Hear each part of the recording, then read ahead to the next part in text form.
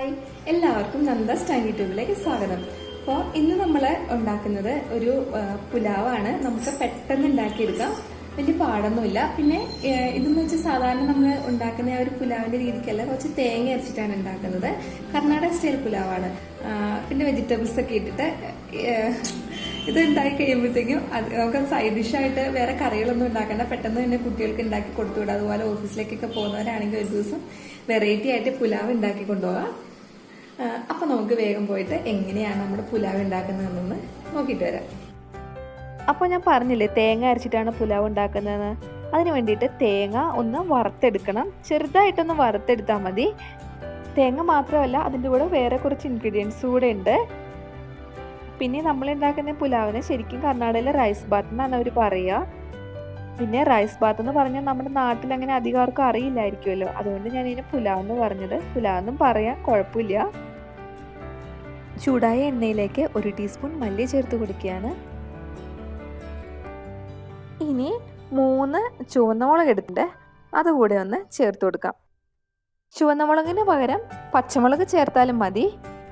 മല്ലിയും മുളകും കുറച്ചൊന്ന് ചൂടാകുമ്പോഴത്തേക്കും നമുക്ക് ബാക്കിയുള്ള ഇൻഗ്രീഡിയൻസ് കൂടെ ഇട്ട് കൊടുക്കാം. ഇനി ഇടേണ്ടത് വെളുത്തുള്ളിയാണ്. വെളുത്തുള്ളി ഒരു 4 കഷ്ണം നമ്മൾ ഇതിലേക്ക് ചേർത്ത് കൊടുക്കുന്നുണ്ട്. ഇനി കുറച്ച് മല്ലിയിലയും പിന്നെ ഒരു കുറച്ച് പുതിനയിലയും കൂടെ ഇതിലേക്ക് ചേർത്ത് കൊടുക്കാം. ഇനി ഇതെല്ലാം കൂടെ കൂടി ഒന്ന് എണ്ണയിലിട്ട് ചൂടാക്കി എടുക്കണം. ഒരുപാട് വറുത്തെടുക്കൊന്നും വേണ്ട. ആ വെളുത്തുള്ളിയുടെ ഒരു പച്ച ടേസ്റ്റ് മാറുന്നത് വരെ ഒന്ന് വഴറ്റിയെടുത്താൽ മതി. വെളുത്തുള്ളി പെട്ടെന്ന് വഴന്ന് കിട്ടുന്നതിന് വേണ്ടി ഞാൻ വെളുത്തുള്ളി 2ആയിട്ട് കീറിയിട്ടിട്ടുണ്ടായിരുന്നു. ഇത് അത്യാവശ്യം ഒന്ന് വഴന്നിട്ടുണ്ട്. ഇനി ഇതിലേക്ക് നമുക്ക് 1/4 കപ്പ് തേങ്ങ കൂടെ ചേർത്ത് കൊടുത്തൊന്ന് ചൂടാക്കിയെടുക്കാം. തേങ്ങ കൂടി ഇട്ട് കൊടുത്ത് 1-2 മിനിറ്റ് ഒന്ന് വറുത്തെടുത്താൽ മതി. ഇനി ജീരകത്തിൻ്റെ ടേസ്റ്റ് ഇഷ്ടമാണെന്നുണ്ടെങ്കിലുണ്ടല്ലോ, നമ്മൾ ആ മല്ലി വറുക്കുന്ന കൂട്ടത്തിൽ ഒരു നുള്ളി ജീരകം കൂടെ ചേർത്ത് കൊടുക്കാം. ഇതിപ്പം ആയിട്ടുണ്ട്. നമുക്കിത് തീ ഓഫ് ചെയ്ത് വെച്ചതിന് ശേഷം നന്നായിട്ടൊന്ന് അരച്ചെടുക്കണം. ഇനി നമുക്ക് പുലാവ് ഉണ്ടാക്കിയെടുക്കാം. അതിനുവേണ്ടി ചൂടായ ഒരു കുക്കറിലേക്ക് 1 ടീസ്പൂൺ നെയ്യ് ചേർത്ത് കൊടുക്കണം. ഇനി ഈ ചൂടായ നെയ്യിലേക്ക് നമ്മുടെ മസാലകൾ ചേർത്ത് കൊടുക്കണം. അപ്പോൾ 2 ചെറിയ കഷ്ണം പട്ട, 2 കഷ്ണം ഏലക്ക, പിന്നെ ഒരു 3 ഗ്രാമ്പു. ഇതിനു വേണ്ടി അരിഞ്ഞെടുത്തിട്ടുള്ള വെജിറ്റബിൾസ് ആണ്. ഒരു മീഡിയം ക്യാരറ്റ് അരിഞ്ഞെടുത്തത്, ഒരു ചെറിയ ഉരുളക്കിഴങ്ങ് അരിഞ്ഞത്, 2 ചെറിയ തക്കാളി അരിഞ്ഞത്, പിന്നെ ഒരു സവോള ചെറുതായിട്ട് അരിഞ്ഞത്, പിന്നെ കുറച്ച് പുതിനയിലയും മല്ലിയിലയാണ്, പിന്നെ ഒരു 10 ബീൻസും കൂടെ അരിഞ്ഞെടുത്തിട്ടുണ്ട്. പിന്നെ ഇതിൻ്റെ കൂട്ടത്തിൽ ഗ്രീൻ പീസ് ഇടാട്ടോ, പച്ച ഗ്രീൻ പീസ്. കോളിഫ്ലവറും വേണമെന്നുണ്ടെങ്കിൽ ചേർത്ത് കൊടുക്കാം. ഇനി നമുക്ക് ചൂടായ നെയ്യിലേക്ക് ഈ അരിഞ്ഞു വെച്ചിരിക്കുന്ന സവോള ആദ്യം ചേർത്ത് കൊടുക്കണം. സവോള വഴറ്റിയെടുക്കുക. ആദ്യം ഒരു സെമി ട്രാൻസ്പെറൻറ്റ് ആകുന്ന വരെ നമുക്ക് സവോള ഒന്ന് വഴറ്റിയെടുക്കണം.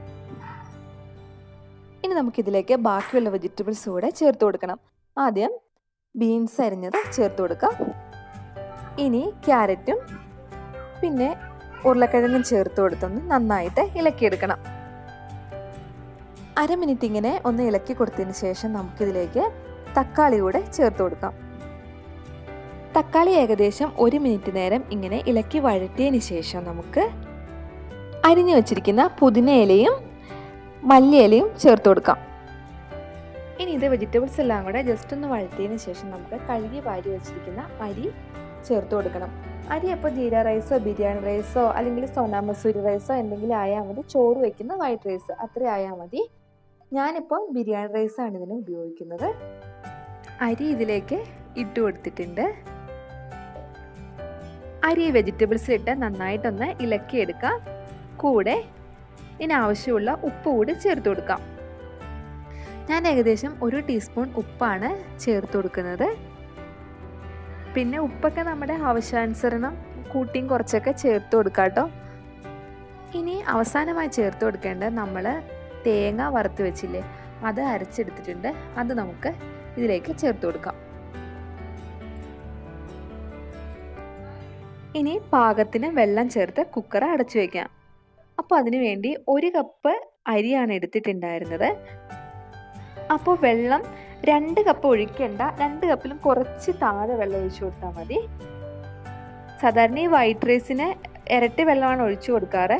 ഇപ്പോൾ നമ്മൾ അരപ്പ് ചേർത്ത് കൊടുത്തപ്പോൾ അതിൽ കുറച്ച് വെള്ളം ഉണ്ടായിരുന്നല്ലോ, അതുകൊണ്ടാണ് നമ്മൾ 2 കപ്പിലും കുറച്ച് വെള്ളം കുറച്ചൊഴിച്ച് കൊടുക്കുന്നത്. ഇനി കുക്കർ അടച്ചു വയ്ക്കാം. കുക്കറിൽ ഒറ്റ വിസിൽ അടിച്ചാൽ മതി. നമ്മൾ സ്റ്റൗവിൽ വെക്കുമ്പോൾ ഹൈ ഫ്ലെയിമിൽ ഇട്ടിട്ട് ഒറ്റ വിസിൽ അടിച്ചാൽ മതി. കുക്കർ ഓഫ് ചെയ്യാം. കുക്കർ ഓഫ് ചെയ്ത് ആവി മുഴുവൻ പോയി കഴിയുമ്പോൾ നമുക്കിത് തുറന്ന് നോക്കാം.